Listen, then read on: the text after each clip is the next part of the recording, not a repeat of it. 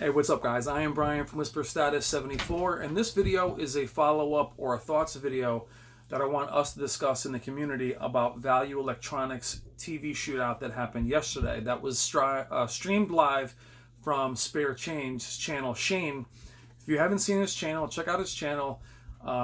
Excellent guy, very knowledgeable, does a lot of Blu-ray reviews as well as very high-end AV equipment, projectors, TVs, home theater, surround sound, knows his stuff. Check him out. Really nice guy. I also want to give a quick shout out to John Hooper and Fade to Black, who both sent me links, as well as Lauren K. And Tuxedo Max was in the chat there as well, and some of us were chatting back and forth. It was a very long stream. I want to say it was about 8 hours. I'll put the link in the description so you guys can actually go watch it and skim through it if you haven't seen it. So the TVs that were in it were the C9, the Samsung Q90R, so the C9 being LG, the A9G, the new OLED from Sony, and the Z9F, which would be, I guess, last year's Z Masterclass series. And the reason I want to do the video is we're talking about who wins these. And far and away, the A9G won most of the main categories. HDR, SDR, it pretty much swept. It tied with the C9 in a lot of categories. I think Z9F might have won like daytime viewing award, something like that. But what was noticeable was that the Sony kind of swept, and the Q90R didn't fare well or place well. So what I want to do is just talk a little bit about how, and you guys can clarify this by watching the stream. And if you've watched these shootouts, not just from electronics in the past, check out that store as well. It's put on by the owner, Robert, and he has special guests and judges go off of the displays, all the metrics, all calibrated, all honed in, and they go by also a reference display. And they judge on different categories, very technical, analytical categories. Now, why is this important? Well, for those of you that follow, say, Vincent's channel, you guys love Vincent, I love Vincent. Everything is also very number-based. What is natural, what is accurate, what is correct in regards to color gamut, all the curves they talk about, all the very technical, crazy numbers that lose the majority of us. They're important because it doesn't really talk about what we would like as an individual. So what I mean by that is if Sony swept and you have an LG display, now this is going to be twofold. This is going to be about those of you that have these displays already and those of you that are thinking about purchasing displays. Now, the shootout, should it have you figure out what display you want, what display you like, should this shootout persuade you or dissuade you from purchasing a Q90R or the C9 versus the A9F. This is where I want to kind of come in a little bit and say it should not. It should be taken with a grain of salt. And what I mean by that is every one of these displays have, whether it's Samsung, Sony, LG, they have their own look. And what is correct by eye versus what is correct by calibration and all of their equipment and all of their metrics. If you listen to, Vincent has a video where he is talking about that reference display that they're referring to. It's a Sony OLED, it's very small. It's their I think it's 32 inches. That's the best picture he has ever seen. It's amazing, it's all these things. I would really wonder how we'd all feel if thousands of us sat one by one and walked by. Would you feel that way? Now, what I mean by that is a lot of times the most calibrated, most beautiful, natural image isn't going to wow you. So you may be more at home with your QLED or your LG C9 or your LG OLEDs and say, actually, I like mine better. So that's kind of what I'm talking about here, is that we talk about, like, again, with Vincent, even Artings, and a lot of the ones that we love. That's why we can't go by just one reviewer. We have to go by many.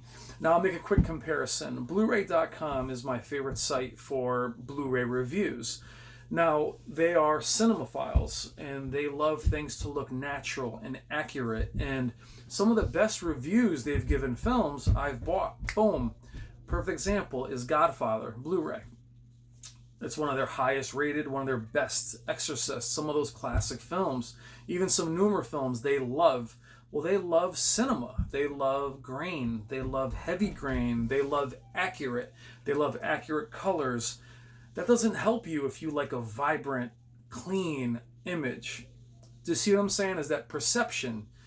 If you go by them alone, you are going to be disappointed. I've bought many Blu-rays by looking at their reviews. I'm like, what the hell are they talking about? This is like a snowy screen. Well, my perception and what I like isn't exactly what they like. Now, that film may be accurate. Its bitrate, its presentation may be exactly what the director intended. This analogy is also, we talk about these shootouts. A lot of them are specifically what the director intended. Well, I don't know if I like what the director intended. What I mean is, I don't love grainy images. I love vibrancy. I love sharp. I love clean. It doesn't mean I love things that are digitally, DNR'd to death without the detail, but I'm somewhere in the middle. I don't hate soap opera effect. I like motion in some of my stuff. So what's interesting is Blu-ray reviews. I like to do them here and there. They're hard to do for me because they basically get flagged for copyright. But what's interesting is the Alien Blu-ray review, Alien 4K Blu-ray, which I was playing the other day. In some images, it's absolutely stunning. Some of the close-ups are jaw-dropping. Some of the farther images are jaw-dropping the other way. Where you're like, what the hell am I looking at? And Nintendo 8-bit, choppy, grainy. Well, one is, enhanced. One is just different images with cameras, but that's what the director intended. It got high ranks on that, but you as an individual, that's what I want you guys to take from this video. This video isn't about analyzing the shootout. It's about bringing it to a realistic place. It's about saying to yourself, but I like my image better, right? So we talk about going by calibrations. Hey, what are your calibration settings? Well, if you go to artthings.com and you look at their calibration settings, a lot of the stuff that you guys love, they shut off. I have my local dimming on high. I don't want to see any patchiness or clouding. It could create some extra blooming. To me, it creates more clouding by reducing local dimming. So I don't always agree with all of their things. Lowering gamma way down. They want things to be as natural and as accurate as possible. A lot of times, accurate and natural isn't something you're going to like. Sorry about that. Taking the kids to go see Secret Life of Pets. Oh, kill me. No, doing a review on that one. Anyway, so what I was saying is the perception of others, what they like as far as even settings. If someone comes over and calibrates your TV, you may say to yourself, wow, that thing's calibrated. I don't know if I like it. So think about that in regards to these shootouts. Now, I think the work that Spare Change did and the Electronics, Value Electronics for having it, they're awesome. I think the work they do, and if I were, telling you, I'm going to put a link in to the video, scan through it. It's long. It's amazing to see how they break it down and how they analyze it and the equipment they use to calibrate it. Like we say with Vincent's channel and even Art Things, the amount of work that goes into their equipment and how they look at the curves and they look at the color gamut and they do all these things. If you were to break this down, it doesn't necessarily mean that when you're done, you're going to love the image. So what I mean by that is going by that alone doesn't mean it's a win. Doesn't mean it's TV of the year. Doesn't mean that your display is the one that you shouldn't have picked out. So that's why I do that analogy with Blu-ray.com. I think they're awesome. I think they're very detailed, but I really do look at the wording and the way they speak. When you're watching that, when you go through the video that's in the description at Spare Change's channel, listen to how they speak. Listen to what they're judging it on. Color accuracy. A lot of the things you're going to get lost in, that's okay. I do too. But think about, what would you like? Do you want that? Samsung has a very distinct look. They have a wider color gamut, but their look is very Samsung-ish. They have their saturation of colors. Some people hate their colors out of the box. Some people love their colors out of the box. Think to yourself, is that what I like out of the box? And that's your TV. LG, same thing. They have a more vibrant look to them. Is that a good thing or a bad thing? I can't tell you if it's a good thing. You have to tell me if you like that image. If you like a more processed image. Do you like advanced contrast on your TVs? Do you like soap opera effect? Do you like those things? Now, another quick example is growing up with home theater, having TVs. I remember having to hear, like many of you hear now, about plasma. Plasma, it's the best, it's the best, it's the best. It's amazing, it blows things out of the water. It's not even close. The Kiro Elite, these are TVs that I could never obtain. And I heard that for years. Every review I would read was about, again, the Kiro Elite wins, the Pioneer, the Panasonic Viera wins again. And I wanted one forever. I wanted it for years. And all I heard was how natural and perfect and how it blew away LCD. At the time, I had a Samsung Touch of Red, which I still have, or my family members have it. You know, a lot of pop, really bright, really vibrant. And when I got my first plasma, I was very underwhelmed initially. Now I grew to love it. Now compare this to OLED, guys. Same thing. All you hear is how amazing it is. But so many people hate them. They're expensive, they're beautiful, they're amazing. And burn-in actually was the big topic for plasma as well. Same. It's almost exactly the same. But what I'm trying to say to you guys is that with something like even OLED, which the A9G won almost every category, is you have to think to yourself, do I like that image? When I first got my plasma, it was, even when I went into the stores, in comparison to the other TVs, it wasn't as impressive. Now I grew to love it, and it is now my favorite technology. Plasma is beautiful. It is warm. It is very even, very natural. It's so good, it doesn't even look HD. It just looks kind of real. But if you like your image to look artificial, it's not for you. If I'm getting rid of my plasma to get a new TV, I can't just give it to anybody that I know, because they're going to be like, dude, this thing is dim compared to my Vizio that I have on my wall. So my whole point of that is, if you're somebody that has a Samsung and you watch this shootout, or if you have an LG instead of a Sony, you have to take this as just one resource. I'm one resource. All the other channels you watch and things you read, those are just 1, 2, 3. You need to make an informed decision by your opinion at the end. My opinion is just this tiny little thing. Why I like the channel for all of us is the discussions you're going to see in those comments below, what they think. The problem with these shootouts is it does give the fanboys a lot of ammunition. I hate Samsung, it's garbage, it's trash. Guys, you know me. If you do know me, I'm not interested in that at all. I'm interested in, look, defend your display. Some of you guys love to defend your displays and your technologies to the nth degree, where no one can disagree with you. I have no brand loyalty at all. I love OLED. My dream TV is a 77-inch OLED. You know, this is a Sony 900E. I'm not sure I'd buy a Sony OLED over an LG OLED. I like the way the LG OLEDs look. I've had every single brand imaginable. There's a bunch of brands in here. None of them are together. So what I'm trying to say to you guys is, don't feel bad about what you bought, and don't base what you're gonna buy on those things alone. Watch the shootout, figure it out, see what you like. When you see Vincent and you see his recommendation, same with Artings, keep in mind they have a very specific criteria, and they are human. They have their own tastes. What you think is awesome, what you think is bright and vibrant, like the Samsung, the reviewer might not like that. Now that can go for all things, but displays are different because they are visual. They are visual. It really is so objective. If you ask me, hey, what are your settings? Well, to me, they might look amazing. To you, they might be oversaturated, undersaturated. They might be too dull. Why do you turn off all the processing? So again, my thoughts on it, yeah, the A9G is absolutely stunning. I did a video on it a few days ago. And I'll release that. It's just me filming it. You know, a lot of glare on that screen actually, but the Best Buy that I was in had lights right behind it. It is beautiful. The A9G is absolutely gorgeous.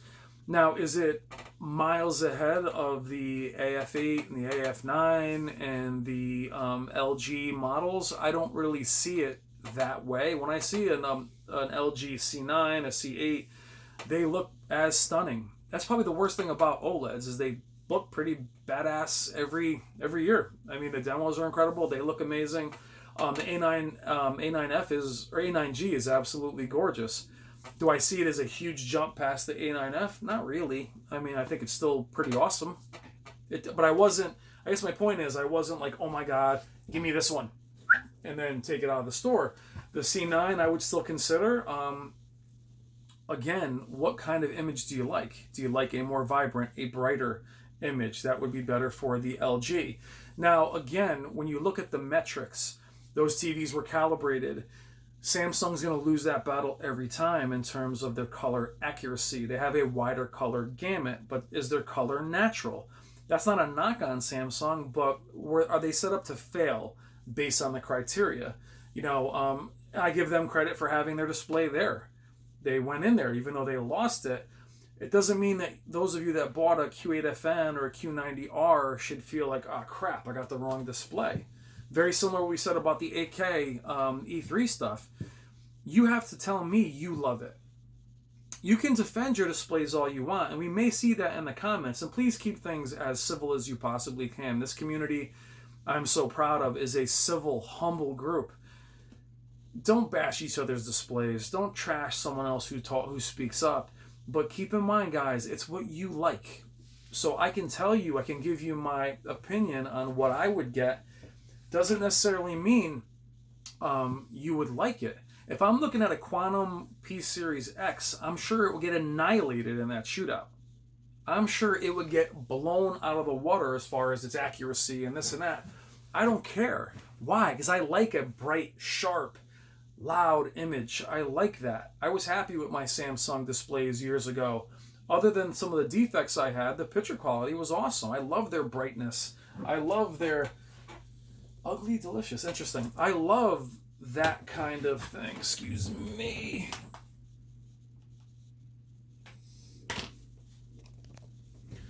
But that's me. I like that kind of image. So being somebody who does this on YouTube, you'd think that I'd look at that shootout and say, oh damn, A9G, let's do this. To be very honest, I did look at the prices of them. The price right now, as it stands, I think it was PC Richards, the A9G at 65 inches is $3,500. And the 77 inch, I can't believe I'm going to say this, the 77 inch I think is $7,000, which is a lot of money. But Jesus, I spent that much money on my 75 inch KS9000. And they're like, oh my God. Like, the 77 inch OLEDs were $16,000 in 2016. Almost $17,000. So I went and looked at it too. What's funny though is reading some reviews. When you're reading, for instance, when you're reading reviews on OLEDs, for instance, whether it's Artings, do me a favor right now. When you're done with this video, go to Artings, go look up the A9G, read the reviews of those displays.